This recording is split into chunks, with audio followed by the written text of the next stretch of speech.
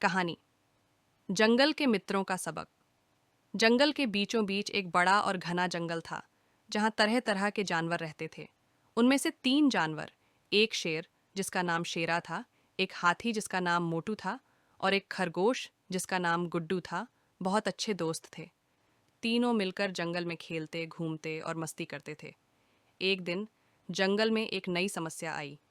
जंगल के एक कोने में एक गहरी खाई बन गई थी, जिसमें कोई भी गिर सकता था। सभी जानवर उस खाई से डरते थे और उससे दूर रहने की कोशिश करते थे। एक दिन शेरा, मोटू और गुड्डू खाई के पास खेलते खेलते पहुंच गए। शेरा ने कहा, मैं तो शेर हूँ, मुझे इस खाई का कोई डर नहीं है।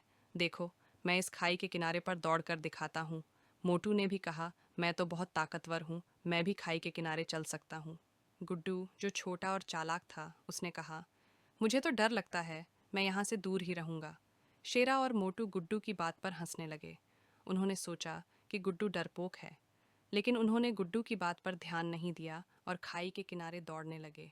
अचानक दौड़ते दौड़ते शेरा का पैर फिसल गया और वह खाई में गिरने लगा। मोटू ने जल्दी से शेरा की पूंछ पकड़ ली और उसे खींचने की कोशिश की, लेकिन खाई बहुत गहरी थी और शेरा बहुत भारी था।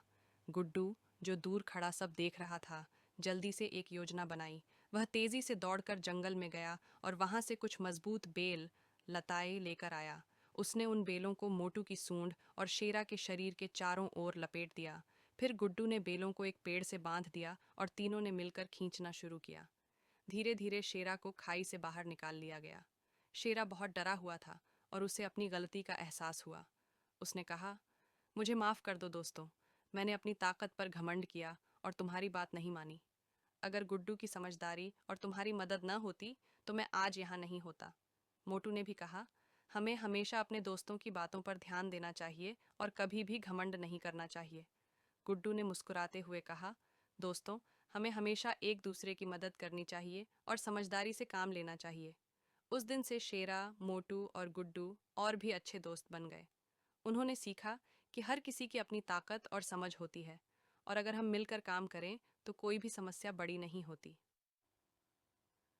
कानून, शिक्षा। इस कहानी से हमें यह सीख मिलती है कि कभी भी घमंड नहीं करना चाहिए और हमें हमेशा अपने दोस्तों की बातों का सम्मान करना चाहिए।